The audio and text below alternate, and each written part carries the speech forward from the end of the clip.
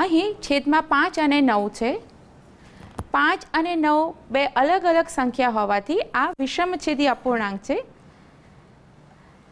આથી છેદ સરખા કરવા માટે આપણે તેનો લસા લેવો જોઈએ. 5 અને 9નો લસા એ 45 થાય છે. હવે 5ને જગ્યાએ 45 લાવવા માટે આપણે 5ને 9 વડે ગુણવા જરૂરી છે. જો માત્ર છેદને જ 9 વડે ગુણીએ તો આ સંખ્યા બદલાઈ જાય. આથી આપણે અંશ અને છેદ બંનેમાં 9 વડે ગુણીએ. આથી 9 તરી 27 અને 5 9 45. આપણને 27/45 એક સંખ્યા મળી. બીજી સંખ્યા હતી 2 9. અહીં છેદમાં 9 છે અને 9ની જગ્યાએ 45 લાવવા માટે આપણે 9ને 5 સાથે ગુણ્યા. આથી અંશને પણ 5 સાથે ગુણ્યા. ગુણાકાર કરતા 2 પંચા 10 અને 9 પંચા 45.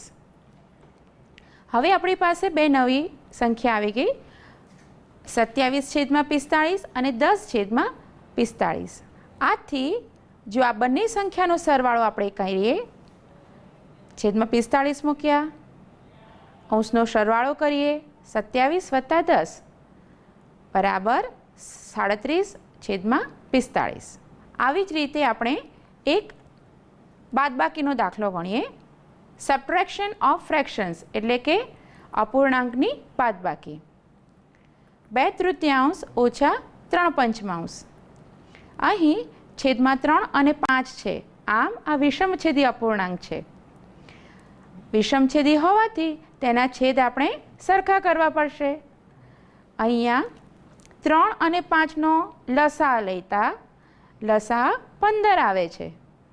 હવે 2/3ને છેદમાં 15 લાવવા માટે 3ને આપણે 5 વડે ગુણવા પડે. આથી અંશને પણ આપણે 5 વડે ગુણીએ.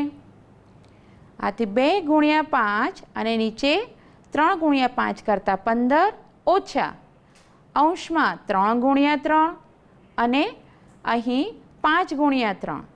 અહીં છેદમાં 5 છે, 5ની જગ્યાએ 15 લાવવા માટે અહીં 3 વડે ગુણવા પડે. 5 તરી 15. આમ અંશ અને છેદ બંનેને 3 વડે ગુણ્યા.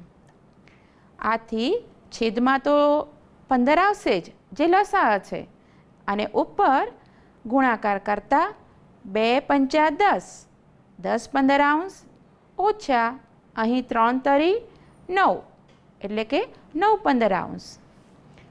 આથી બાદબાકી કરતા 10 ઓછા 9 છેદની સંખ્યા એમ જ રહેશે, જ્યારે અંશની બાદબાકી થશે. 10 ઓછા 9 બરાબર 1/15.